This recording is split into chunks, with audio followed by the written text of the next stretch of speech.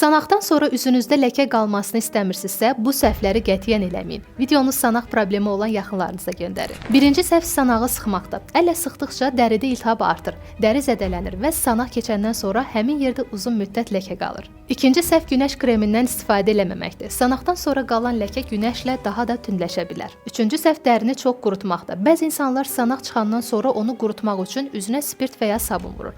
Amma bu vasitələr dəri baryerini zəiflədir, qızartı və ləkə riskini artıra bilir. Sanaq quruyandan sonra üstündə qabıq yaranırsa, onu qopartmaq olmaz. Qabığı qopardıqca həmin yerdə yenidən zədələnmə baş verir. Sağalma gecikir və ləkə qalma ehtimalı da artır. Əgər sanaqdan sonra qalan ləkələri aparmaq üçün bir krem axtarırsınızsa, Sunlife Panthenol Salbe kremindən istifadə edə bilərsiniz. Bu məhsul bildirim ki, Almaniya istehsalıdır. Tərkibində pantenol və E vitamini var. Pantenol dərinin bərpa prosesinə, quruluq və qıcıqlanmanın azaldılmasına, dəri bariyerinin qorunmasına dəstək olur. E vitamini isə antioksidant təsiri ilə dərinin qorunmasına dəstək olur. Həmçinin günəş yanıqları və dəri qızarıqlığında da gündəlik olaraq məhsul tövsiyə edilir. Bildirim ki, bu krem sanaq ləkəsini yavaş-yavaş aparır. Zədələnmiş nahiyənin bərpasına dəstək olaraq sağalmanı isə sürətləndirir. Əgər üzünüz yağlı və sanağa meyillidirsə, kremi bütün üz dərinizə vurmaq olmaz. Daha çox qızartı və qıcıqlanma olan hissələrə nazik şəkildə vursanız kifayət eləyir. Əgər kremi gündüz istifadə edirsinizsə, üzərinə günəş kremini də vurmağı unutmayın. Almaniya istehsalı olan Sunlife Panthenol Salbe kremini bildirim ki, bütün apteklərdən əldə edə bilərsiniz.